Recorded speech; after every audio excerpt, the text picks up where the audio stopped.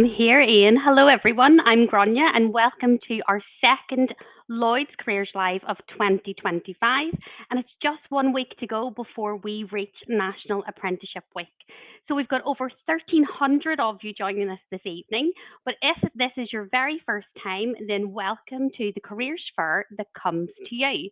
Now, Lloyds Careers Live is our live stream show. This is designed for everyone at school or college to help you learn about new and exciting career pathways that could become part of your future. We're midway through the 2020s, and if you're really old like me, you will have seen that many new jobs have been created that even just 5 years ago we would never have heard of.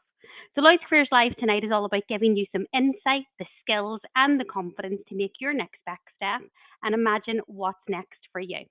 Brilliant. So once again, hi everybody. My name is Ian, and you can have three of us tonight because our colleague Phil will be joining about halfway through the show. And if you're a regular to Lloyd's Careers Live, then welcome back to you as well. So yeah, we're going to step into February, the biggest month of the year for those of us in apprenticeships, where we celebrate National Apprenticeship Week. And at Lloyds Banking Group, we have so many events and activities planned that it's almost impossible to fit them all into one single week. And Lloyd's Careers Live is all about bringing together experts and apprentices and apprenticeships together in one place to help you figure out your best next step. And tonight we have an amazing lineup of guests in store for our show, which is all about apprenticeships. Now, apprenticeships can be a great way for people to develop their career, whether that's immediately after leaving school or later during your working life. They're a good, flexible way of combining structured learning with doing a real job. And almost everyone that you'll hear from this evening, including myself, have been an apprentice at some point in our careers. Now, I've done the normal university route straight after school, but later on in my career at Lloyds Banking Group, I decided to take up a level 7 apprenticeship, which gives you a qualification as a master's in business administration. But more importantly, it helps you apply that knowledge and learning into the real job as you're learning the job as you go. Well, I didn't actually get the opportunity to do an apprenticeship when I left school, but I did go to university and I decided that I was very certain that I wanted to do a degree that had a work placement within it. So I spent my third year working for the NHS, actually in HR. And for me, it was tremendously helpful in terms of like landing those jobs and getting those job offers after university. So in a way, although I didn't get to do the apprenticeship experience, that whole concept of kind of earning and learning at the same time was kind of part of me. And it just goes to show that there are many different ways of being able to launch your career. Amazing. And we've already tested the chat function to see where in the UK or beyond that you're joining us from tonight. But we're just going to use it again. And this time I want you to pop into the chat. Are you planning to go to uni or are you considering an apprenticeship? So uni or apprenticeship, and let us know what your priority just now is. Yeah. It's a bit kind Oh, of like, I'm looking at it, it flips either 50-50, way, doesn't yeah. it? Yeah, there's a lot of, yeah. And maybe it's a bit of both, right? Because it's actually okay to keep all your options open for quite a long time into the, yeah, I can see a few people going, I'm considering both. Yeah. And the really cool thing nowadays is, including Lloyds Banking Group and other organisations, you can do a degree apprenticeship. So you get the both best of both worlds. You get your degree and you earn as you learn. Yeah, in fact, and also there are some people in Lloyds Banking Group who do it the other way around. So they'll go to university and then they do an apprenticeship afterwards as well. So you really have the best of all worlds in there as well. Awesome. So great to see all of those responses. And now I think we've got a quick poll for you. So Dan, if we're able to get the poll up on there, I'm just interested in what brings you to Lloyds Careers Live tonight. And if we get that poll up, what we're interested in is on a scale of 1 to 5, to what extent are you currently considering Lloyds Banking Group as a potential apprentice employer?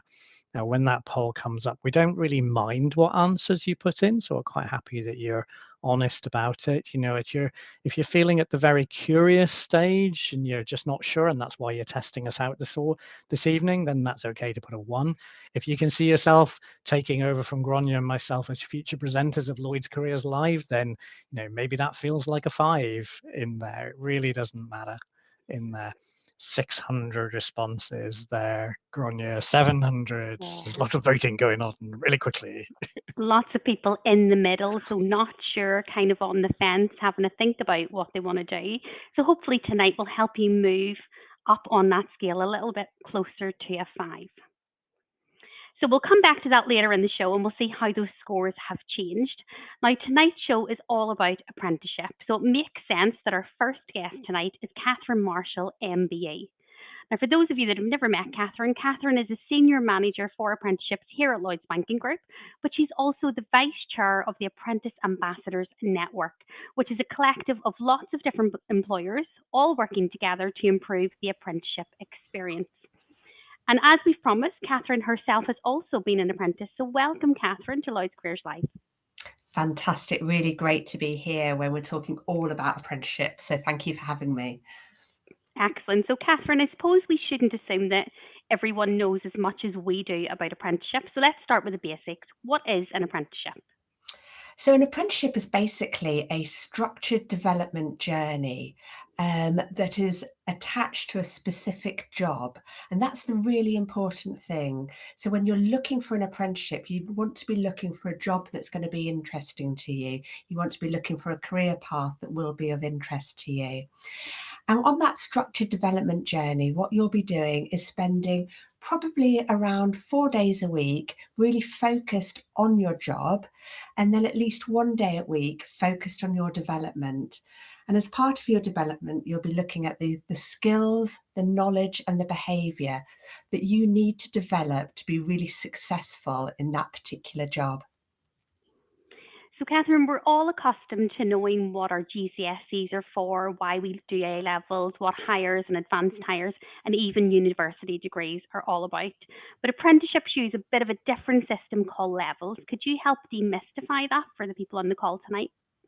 They do indeed, yes. We don't necessarily keep it simple, but with apprenticeships, we have what we call different levels, and they start generally at level 2 and go all the way up to a level 7, which was the apprenticeship that you did, Grainne, the level that you did.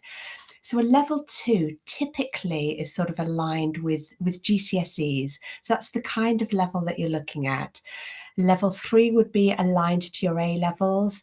Level 4 would be aligned to a first year of a degree programme. Level 5, the second year of a degree programme. Level 6 would be a degree, and then level 7 would be similar to a master's. I think it's really important that when you're looking for an apprenticeship, the first thing you are looking at, though, is what the role is, what the apprenticeship is. I think what I saw somebody put in the chat when you were asking them about whether they were considering an apprenticeship or university, somebody said they were looking for the right apprenticeship. And that is absolutely the right approach to take.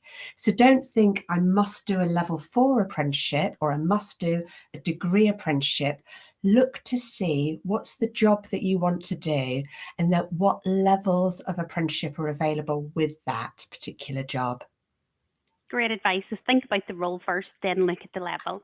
Absolutely. So, Kathryn, would it be reasonable then to say that if we were to look at a level 4 software developer apprenticeship with Lloyds, would that be the equivalent to the same apprenticeship with another employer, or do they differ?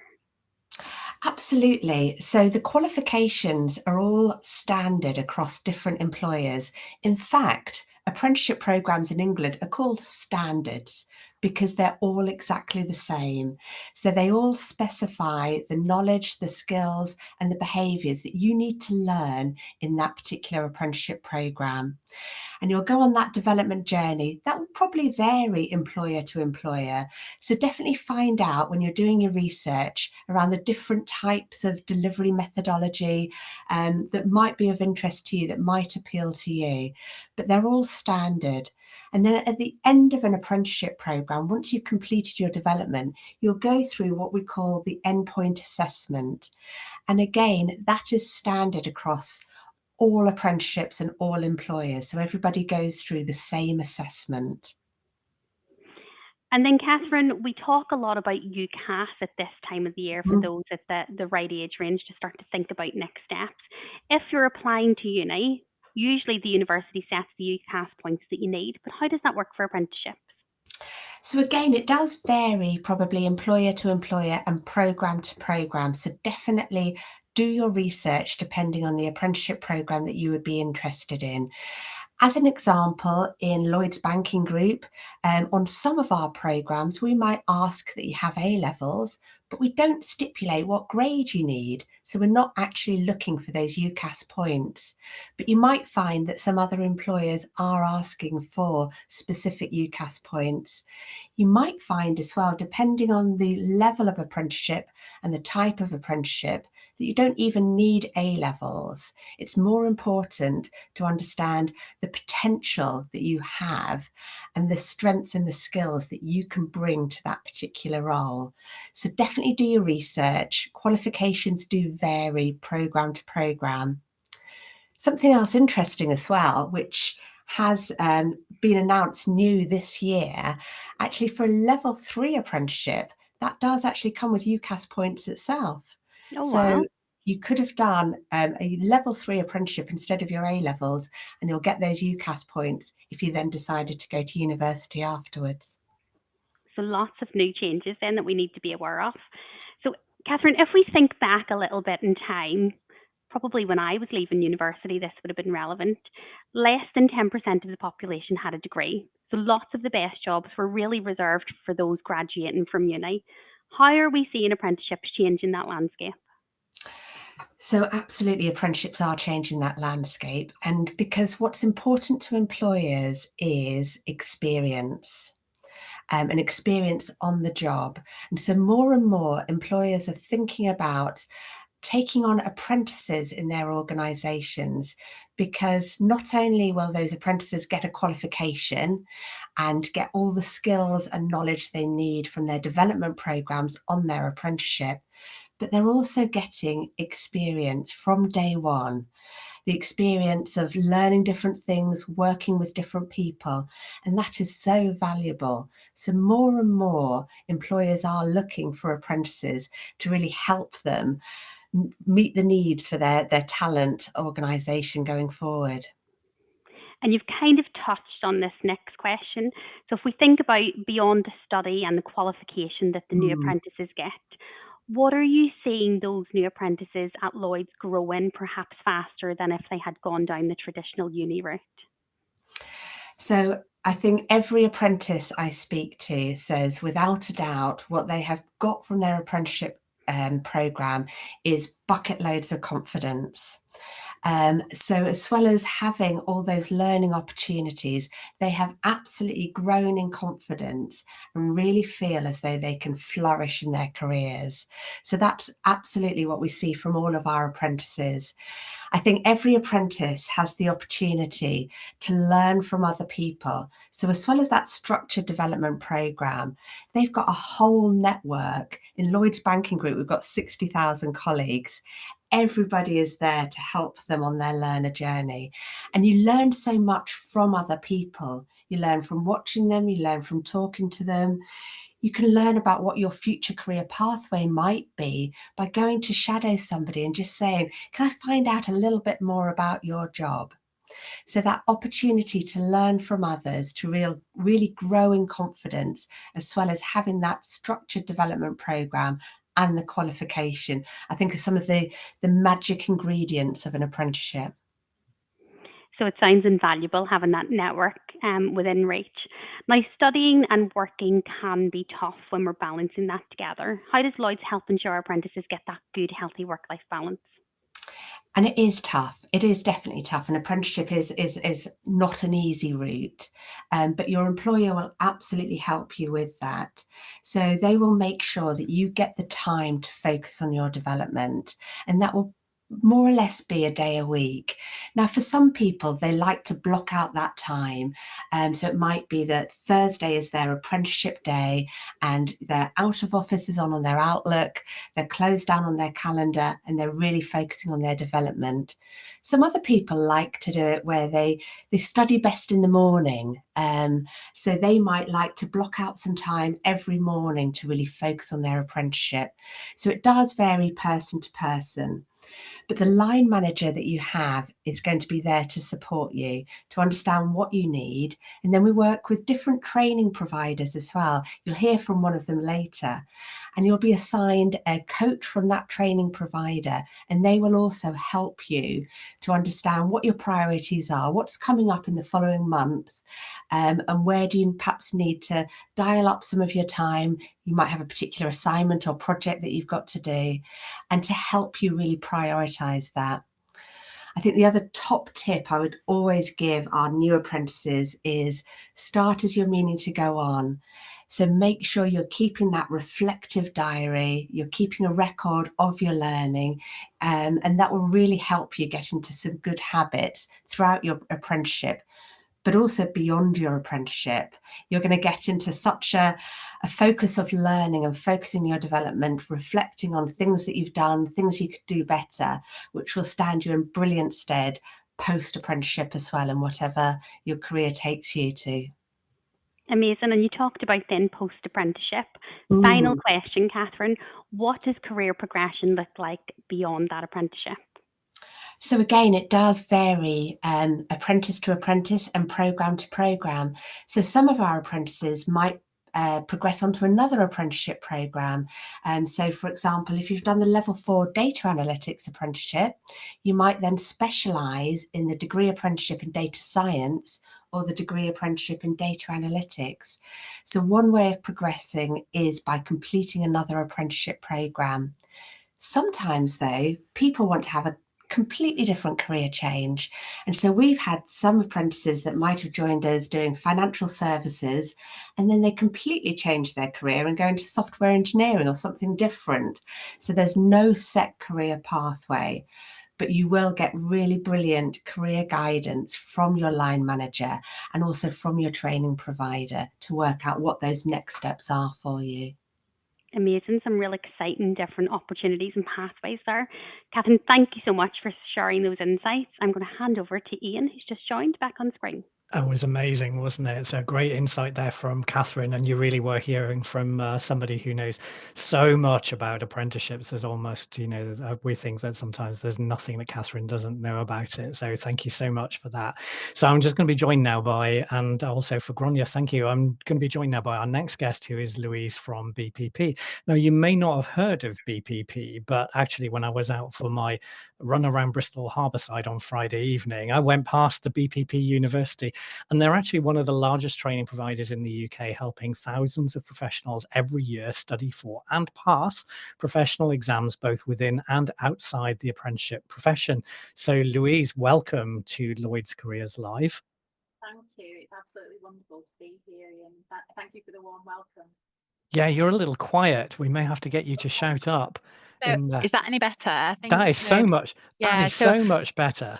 So my audio is coming through the laptop, but my obviously my voice is coming through the microphone. So apologies for that. But yeah, thank you so much for the warm welcome. It's fabulous to be here. Yeah, so how did I do in this description of BPP? Because I was a bit surprised. I was running along and then I went past this thing and I could see the lion's head and it said BPP University, and you pop up all over the place. I would say that we're actually the best kept secret in education, because we are the leading provider and we were the first private education company to be given degree awarding powers. So we are a university.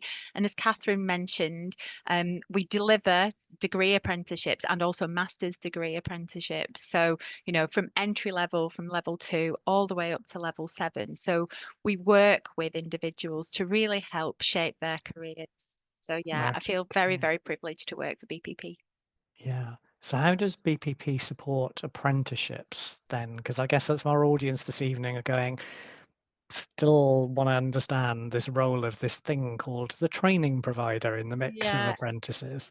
Absolutely. So our role is we work with employers. So we work with employers like Lloyds Bank, and we understand their requirements for skills, and then we deliver the training. So all apprenticeships will come with a qualification, a formal qualification, and that's our responsibility. So we work with the employer, with the apprentice themselves, and we will deliver the technical content or deliver the content of the qualification, and also, support them with all of that.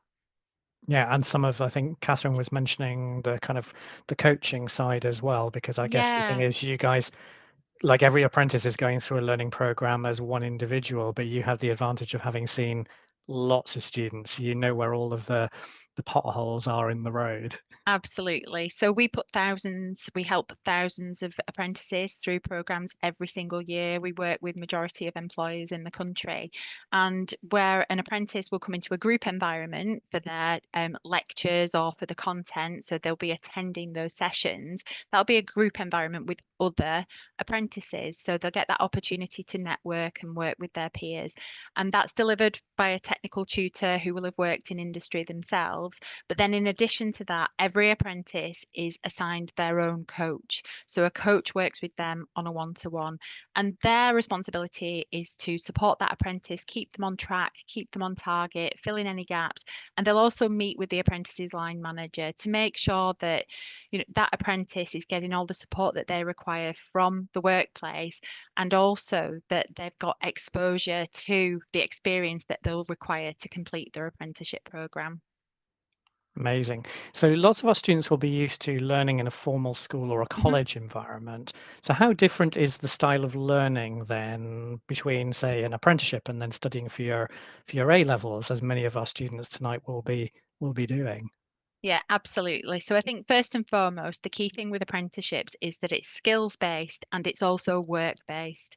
So as Kathryn mentioned earlier, every apprenticeship has a standard, and a standard is aligned to a specific job role. And within that standard, there will be a number of learning outcomes. We will, as the provider, we teach the content. So we'll go through that with you to make sure that you have that understanding. But then the way that it's assessed is there's an application of that learning to your day-to-day job role. So if you like, you come to us, we give you the knowledge, you apply that knowledge to your job role, you demonstrate that you've got the skills, and you will build a work-based portfolio. So you need to see that like an artist portfolio of your very best work over the duration of the program. And then that is taken away so that a coach will review that work with you and your line manager. And when the time is right and we've agreed that you've met all of those learning outcomes, you then put forward to an endpoint assessor. So that's another organisation who will look at your portfolio. And quite often, depending on the programme, there'll be either a final project where you have to demonstrate your skills, or an interview, or there might be a written piece of work, depending on the level. So if it's a degree or a master's degree, there's obviously academic pieces of work and written pieces of work. But really, the key difference with apprenticeships and the difference between that and going to college is it's skills based, and it's all about demonstrating how you're using those skills in your day-to-day job role. Okay, so I get the impression then that different apprenticeships are set up in different ways. So some will have formal coursework, some Yes. may have exams. It's a thing that you kind of have to research how this is Yeah. going to and figure out whether that's actually the style of learning that's going to work for you. Yeah, absolutely. And I will say at BPP, certainly in our degrees, we use a really diverse set of assessment methods. So, it may be exams for some assessments, it may be portfolio work that's taken from actual work, tasks and projects that are naturally occurring as part of your day-to-day job role.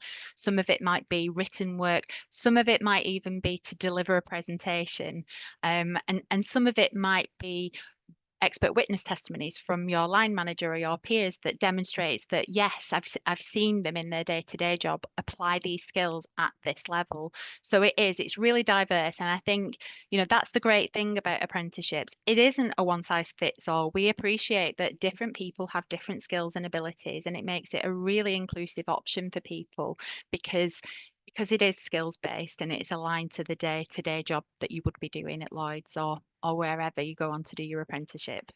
Brilliant. Okay. I'm just going to make a note for Dan at this point in time because my colleague Elaine is ready to answer some questions in the chat. We Yeah, probably won't get there because the moment that Dan opens the chat, it's suddenly going to go like, well, da, da, da, da. Well, we'll carry on anyway, no Louise, problem. whilst we do that as well. So what's the level of support then that students can expect on this journey? Yeah, and support is fantastic in an apprenticeship. So there's support not just from the provider. So the provider, you'll have a coach who works with you on a one-to-one. There's an operational team that will support you with systems and scheduling. All the resources are provided for you. So quite often the provider that you're working with will supply the reading resources or sometimes video content, but everything's done for you. And then in addition to all of that support, we also, and providers will have a specialist learning support team. So if anybody does have any additional learning needs, they'll have that support in place. In addition to that, employers are extremely supportive of their apprentices because apprentices are really valued within organisations. Yeah, brilliant. Now you've been an apprentice Yeah, yourself, I right? have, yeah. Yeah.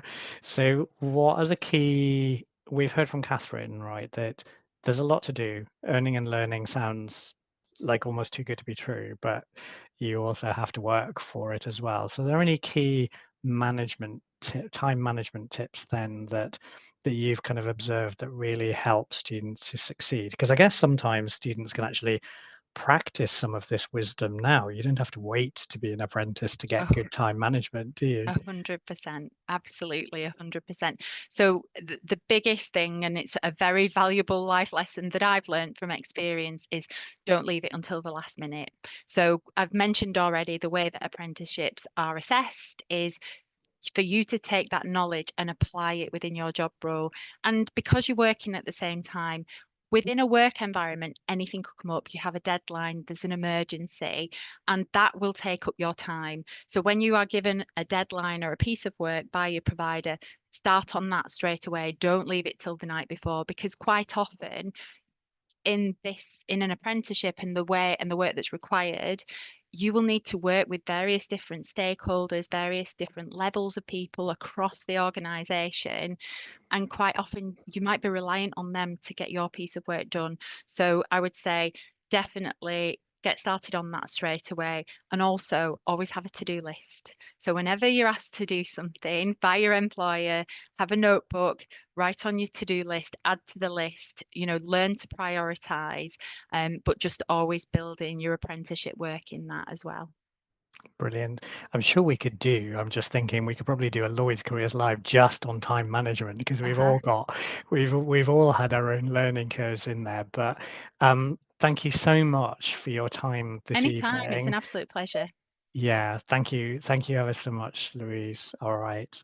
Okay, well, look, every year over 500 people join us on an apprenticeship and graduate programs, and we bring everybody together for a big event every September to start their journey in the right way. Now, every organization that you're considering applying to is going to be that little bit different. And remember that although it feels at the moment like you're the one who needs to go and find the job, that you also have a choice as well to find the organization that will fit for you. Now, we asked some new joiners to Lloyds what they thought about their first 30 days here at LBG, and this is what they had to say. Love to work at LBG. So it was the feeling that I got when I was welcomed by my team. Helping people in the most vulnerable of moments. There's always like some activities going on, fun activities. Honestly, I actually really can't appreciate everyone enough. When I joined the group, the first day itself was very warm and welcoming. And fun as well, a bit of fun too when you were doing the learning and stuff. And everybody's welcoming, warm, you feel at home. Satisfaction when you finish the call and somebody's like, thank you, you've helped so much, just makes your day a little bit better. It's just been very enlightening to have a team that actually supports me and gets me going and ready for work. I've never really had that before. As a bit of a nerd, the technology is really appealing. The systems, they're easy to learn. I really do love it here, and the people are great, everyone is great, coming to the office is great. My training was genuinely fantastic. It set you up for success. You are free to express yourself. There's a lot of stuff to do in Lloyds that outside of work. I found the opportunities available very exciting. It was easier to do the training with people that you can kind of get on with and have a laugh with. There is always something that I learn every single day I'm at work. I felt included from the start. It was really professional, really efficient. I really enjoy the emphasis placed on personal growth and development. Every avenue's open, it's very friendly, people are willing to talk and share what they do. Oh, Grainne, I love that video so much. Although they never gave us the right art, did they? That goes with it. I'm going to start to hand over to you now. We're going to introduce just one more presenter who is just slightly delayed on there. So can we, before I hand over to Grainne, have we got Phil? Can we bring Phil in at this stage? Do we have Phil on I'm here.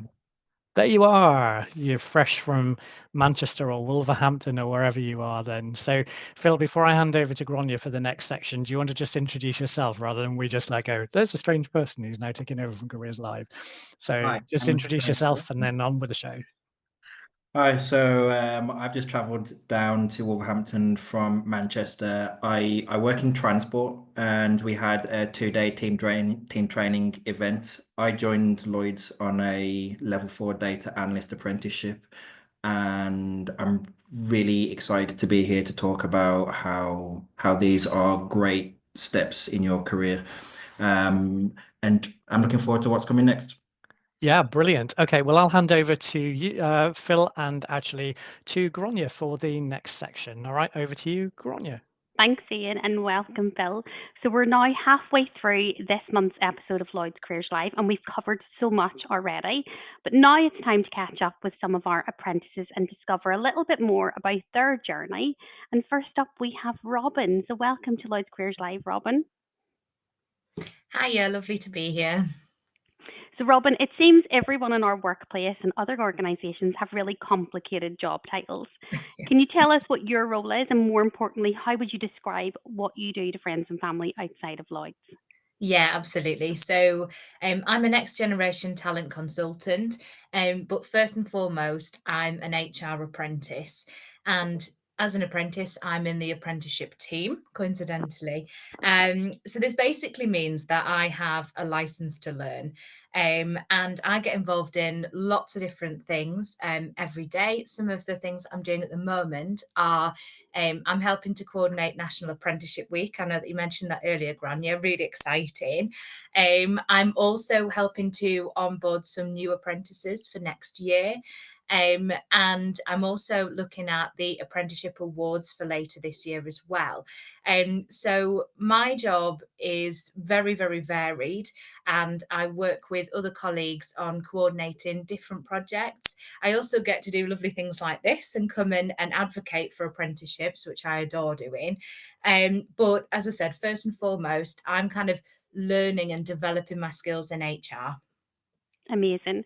So, Robyn, if you think back to your time at school, how different is what you do now to what you thought you'd be doing when you were at school? Oh, well, I think I wanted to do so many things when I was at school. I think in primary school, I wanted to be Hermione Granger from Harry Potter. I then got a little bit more realistic and decided I wanted to write for and star in Coronation Street. But I think looking back, when I got to secondary school, I really didn't know what I wanted to do. But I did know that I really liked acting. I did drama GCSE, and I really liked, and I was really good at writing as well. I was also good at talking, much to the annoyance of my teachers, I think. But when it kind of came to thinking about what I wanted to do next, I more concentrated on the skills that I had and what I enjoyed doing. So that was kind of the talking to people, writing, and I really enjoyed kind of getting involved in lots of different projects, and problem solving as well was something that I enjoyed. So it's in a way, to be honest, it's different because I'm not on Coronation Street, unfortunately, but it is similar because in my job that I do now, I do get to talk to lots of different people. I do get to problem solve, like when I was saying about being involved in National Apprenticeship Week. There are so many different events happening. There are going to be things that we need to tweak, and having those problem solving skills and enjoying that and feeling that actually I can cope if something goes a little bit wrong, I'm going to try this or this, I think is something that I enjoy. So although it's different, it is similar in a way. I've kind of been able to transfer those skills and those things I enjoy into the career that I do now at Lloyds. Super interesting. I never knew you wanted to be on Coronation Street, but I do know that you used to be a teacher before you joined Lloyds. So your journey from your previous role, Robyn, took you in quite a different direction to now working for a bank. Can you describe what was the driver there? Yeah, well, I think it's very different in terms of the industry. So obviously, I started as a primary school teacher, my career in the education sector, and as part of that, I taught. Well, a big part of that, I taught classes, I also coordinated music and modern foreign languages. So I was kind of doing projects to an extent there. And then a bit later on in my journey in teaching, I became a senior leader, which meant that I was supporting on projects further afield. So kind of directing teachers and other members of staff across school. And I did really enjoy this. My main stakeholders were teachers, were students, parents, and then as well externally we had like educational psychologists and social services at times as well. So definitely the stakeholders are different, and kind of the main role was definitely different. Obviously now I work in a bank in the financial sector, very different, different environment. The stakeholders are different. So now I work with team members in the apprenticeship team. I work with senior leaders. I work with training providers. So they're kind of the external stakeholders there. So the stakeholders are different, but then thinking again about those kind of skills that I use on a day-to-day basis. And I'm involved in meetings. So I'm talking, as I said, I'm talking to lots of different people, problem solving. Aiming high is a massive skill. And I think something that as an apprentice, I'm trying to do a lot of the time. And then also that time management. I know as a teacher, there was just never enough hours in the day ever. And at times I feel like this now. And I think when you're working hard, you're always going to feel like that. But I think those skills, those that you can develop as an HR apprentice or an apprentice in any area, I think are key to any role, really. Amazing. So an opportunity to use those embedded skills that you've developed across your career and other opportunities. Yeah. So Robyn, for you then, what has been the highlight of your apprenticeship journey so far? Oh, there's been so many. So I started Lloyds back last September, so kind of about 5 months ago now, and I feel like I've done so much. So when I first started, we had an activation event where we all of the apprentices and the grads got together, and it was fantastic. We went down to London, and I don't know what I was expecting, but I wasn't expecting that. It was almost like you were going into a kind of nightclub vibe. There were they called it the expo, but there were lots of different stalls where you could have a go at AI, and you could learn about different parts of the business, which was great. We had some speakers. And they came to talk to us. We had, I believe his name's James Peach, from, I think he was involved with Innocent Smoothies and Uber. Yeah. And he talked to us about aiming high in our apprenticeship. So I think that was a big highlight. Going down to London, I'm 28, and honestly, I've only been to London probably about 4 times ever, and never by myself. And I went down by myself. I stayed in a hotel with other apprentices, but it was a big thing for me actually at the time, and I absolutely loved it. So I think that was probably my main highlight. Amazing. And I recall the event that you're talking about. We had apprentices of all ages there, from as young as 16 right up to mature apprentices. So final question then, Robyn, beyond those essential and technical skills that you've talked about, how has the experience allowed you to grow as a person? Oh, I think probably definitely a big part of my answer would be that kind of having the confidence to change career. And so I think it was a really big, it was kind of a big thing to do. And I think, when I started to think about, should I do it, I kind of split into 4. So was the desire there? Practically, is it something I can do? I then started to reflect, and then I took action. So the desire kind of, do I really want to do this? I would be changing who I see every day. I worked with a lot of my friends, and it was a big change. Then practically, could I afford it? And then the kind of reflection, well, if I don't want to do this, then what do I want to do? What in my job do I enjoy?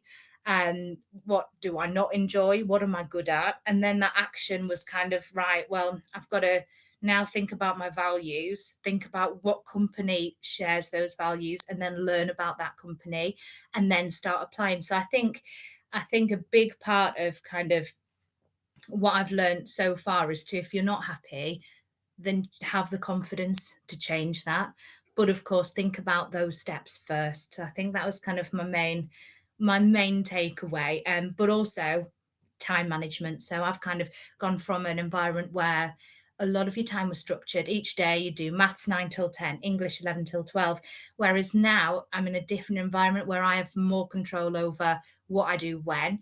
And I know we talked about this a little bit earlier in terms of the time management strategies, but a massive thing which I would advocate for. In all honesty, I only learned about it a couple of weeks ago, but it's changed my life since then. It's the Eisenhower matrix, where you write a list of your tasks that you have to do, put them all in one place, and then think, is this task urgent and important? And if so, do it. Prioritize doing that first. If it's not urgent, but it is important, then plan it. Put some time in to do it later. If it's urgent, but it's not important, then delegate it if you can to somebody else. And if it's not urgent and it's not important, if you can, don't do it. And you will always have some tasks that are like that. So I think they're my kind of main takeaways: confidence and time management skills. Amazing, Robyn. Thank you so much for sharing all of your insights about Eisenhower Matrix and your experience so far. And we're so happy that you decided to join us. So we're now going to head over to Phil, who's going to introduce one of our next apprentices. Thanks. Thanks, Grainne, and thanks, Robyn, for that insight as well. Just wanted to add that I'm also really excited about National Apprenticeship Week. We've got a lot of really good events coming up around the country. But back to today's show. So we've got another apprentice to share their story. Harmandeep, are you there? Yeah, hello. Hi. So Hello, hi everyone. welcome to our show tonight, and let's hear a little bit about you. And what was your journey into apprenticeships? Yeah, so I started as a level 2 customer service advisor as an apprenticeship back when I left school in my local Halifax branch. And once I spent 2 years completing the apprenticeship in retail banking, and once the apprenticeship was completed, we went through COVID. Then I decided to jump ship into something really different, data analytics. So I took a level 4 data analytics apprenticeship in business commercial banking. That's a really good apprenticeship, isn't it? That's the one that I did as well. So I hear that congratulations are in order, that you've actually just completed your second apprenticeship. Yes, I completed it not long ago. So that was out of the 2 apprenticeship that I had, I felt like that was the hardest one because the way it was set up was different. And at the end of my second apprenticeship, I had to spend about 6 weeks of creating my own project, which consists in creating a new system, dashboard, and how we use it at work. Yeah, we do a lot of dashboards. So what kind of tools did you use to create your dashboard? So a lot of my day-to-day job role involves SQL Server. So coding into SQL query, which is a backend on how we store data in tables and other schemas. But I made use of Power BI, where I actually spent time through a course for Lloyds Banking Group to actually, spend hours to learn how to create dashboards. What do we look for? How do we create the data? And how we manage the data. And then I spent also time into web development, software engineering, in creating an application for the business commercial banking, which actually went up to senior levels. Oh, well done, well done. So hearing you talk about the technical side of work in Lloyds, I'm really interested to hear about your career switch, because you went from frontline to a very technical role. What was that switch? How was that switch like? So during COVID, I decided I want to do something different. I saw retail banking, I experienced it. I was like, I want to do something different, and I always lacked the technical skills. I'm not a technical guy, so I didn't know about the latest technologies and everything. So I was told if I do an apprenticeship in a technical field, that will allow me to actually learn on the job and the knowledge, but also progress my career in a different field. And looking back at that time, that was the right decision, because now as we're moving on with times, I feel like technology is very important with AI coming across and everything, and there's a lot of room of improvement and progression. Yeah, absolutely. I mean, the team meetings that I've been to over the last few days, everyone is talking about Gen AI, Gen AI, Gen AI. So for you to upskill into data, you did it at just the right time. Yes. So earlier, Robyn spoke about the importance of time management, and given that you've done 2 apprenticeships and you've done frontline, and now you're doing a technical role, you must have some insights into the balance between work, study, and having a life as well. Yes. So between the 2 apprenticeship, I mean, the first apprenticeship retail banking, because how the retail environment is, I was always managed by line manager in terms of time management. When I got the time to do it, so I always had it assigned. So that was a bit more easier. But when I moved across to level 4 data analytics, I was managed by line manager, but I had more freedom of time. So that's when I really had to learn on how do I actually manage time efficiently? Like, how do I make sure, I got everything around it? So I did learn in a hard way, where I did put myself at first in situation where I shouldn't be, where I left things, as Louise was explaining, like last minute. And then, as on my day-to-day job role, things are not the same. They were different. But over time, I started to actually learn, spend a bit more time, make sure my colleague knew that I was doing this apprenticeship, so they can value my time. And over time, I was actually able to manage, take like a couple of hours, every couple of days to actually, put towards my apprenticeship, develop myself, but also then, a bit more flexible with my time. Maybe start a bit early, because I'm an early riser, so I normally like to wake up early, log in early to get my stuff done before, the 9 a.m. meeting starts. Yeah, that's one of the fun things about the work that we do, that you could have what looks like a fairly light schedule, but then you get meetings that pop up all the time. So using your time wisely to get the work in when you can is definitely some really good advice there. I was wondering if you've got any more little snippets of great advice that you could give to some of our potential apprentices on the call today. I would say I've got a couple. Well, I mean, time management is one of them, as we went just through, but also have the confidence of, asking for help, asking all the questions, especially in a apprenticeship. I used my apprenticeship a couple of years actually to learn as much as I can, especially this first 6 months to actually, because I came into a technical apprenticeship without any knowledge. I only knew some Excel, but the only thing I had the motivation to actually learn. And that really helped me out a long way. And also communication. Try to communicate, try to actually approach people, even if they're senior people, just go and, approach them. In meetings, I always had a rule. I'm the first one to speak. I'm the first one to ask a question, to put my name out there. So I would say, yeah, confidence, time management, as we discussed, and communication. Brilliant. Thanks for those tips now, and we've really appreciated your time on the call. Yeah, thank you.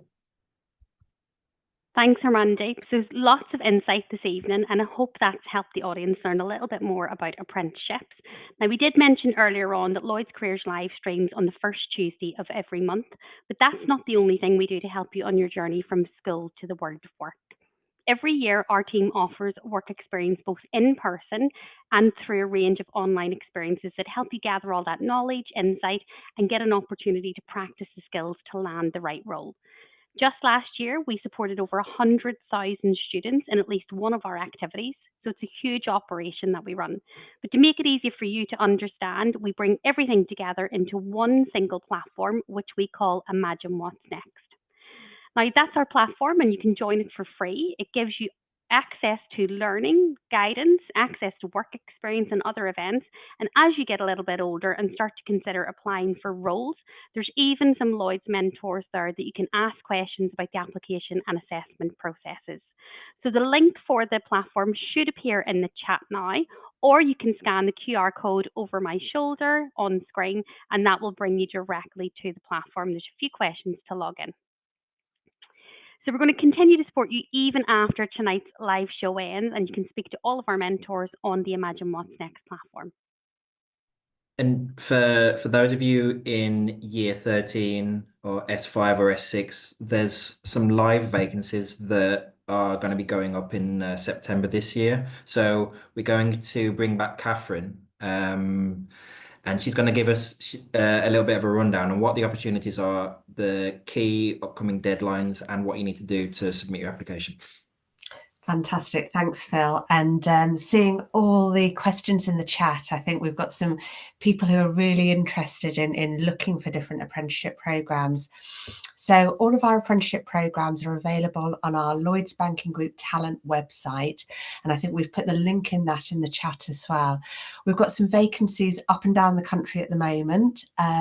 So for example, we have vacancies for data analyst apprenticeships, which we heard Harmandeep talk about, and that was the apprenticeship that you did as well, Phil. So data analytics apprenticeships we have available in Bristol, in Edinburgh, in Leeds. We had some questions about our finance apprenticeships. We're open for vacancies there. Again, Bristol, Edinburgh and Leeds as well. We heard Robyn talk about the people professional apprenticeship that she's on. Again, we have got vacancies there in Edinburgh, Leeds and Bristol. One specifically for Edinburgh I'll call out is a new apprenticeship that we're launching this year to start in September, and that's our investment operations apprenticeship. So this is for people working in our investment and insurance division, and really helping understand the products that we deliver, how we can improve them, and making a difference to millions of customers. So definitely take a look at that one in Edinburgh. And a special one in Bristol as well for the first time this year, which is our level 4 actuary apprenticeship. So someone explained to me what an actuary was, and they described it as a nerdy fortune teller.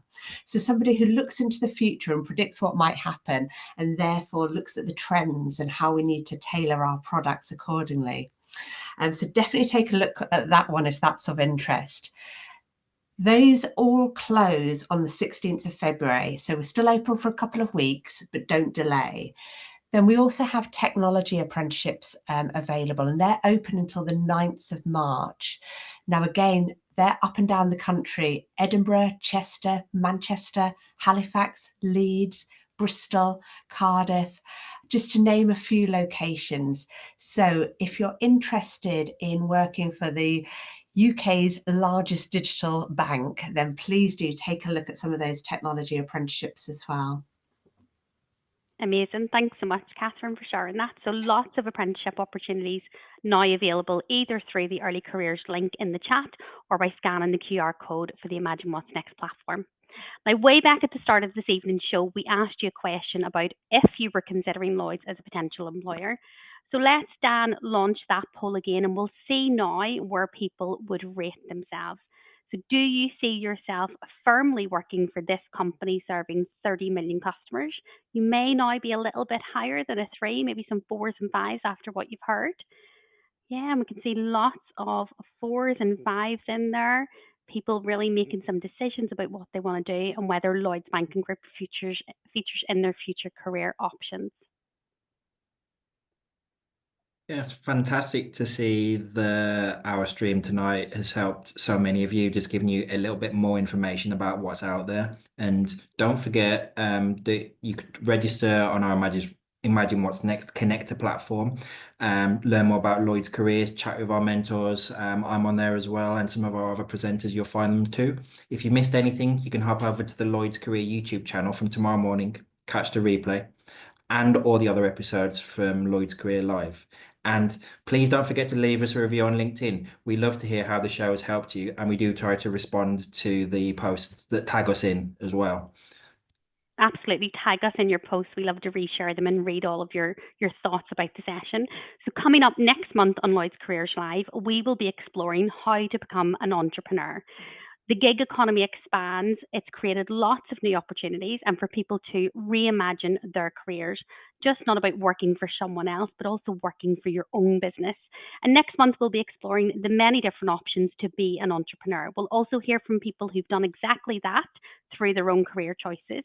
So catch us on How to Be an Entrepreneur on Tuesday, 4th of March at 5 p.m. It's been our absolute pleasure to have your company this evening, wherever your career takes you. We hope tonight has helped inform and inspire you to imagine what's next. Bye for now, everyone. Right. That's great. Thanks a lot to everyone at the Lloyds Banking Group team who have really given us a great overview to what apprenticeships are and how ultimately you guys at home can join Lloyds Banking Group in the near future. We are going to be just kind of wrapping up the session here, but before we do, I have just popped the certificate link into the chat box here. Please do click on that certificate link and we'll be able to send it out to you, which you can use on your LinkedIn profiles. And whilst you're doing that, I am going to leave you with a final video of the evening.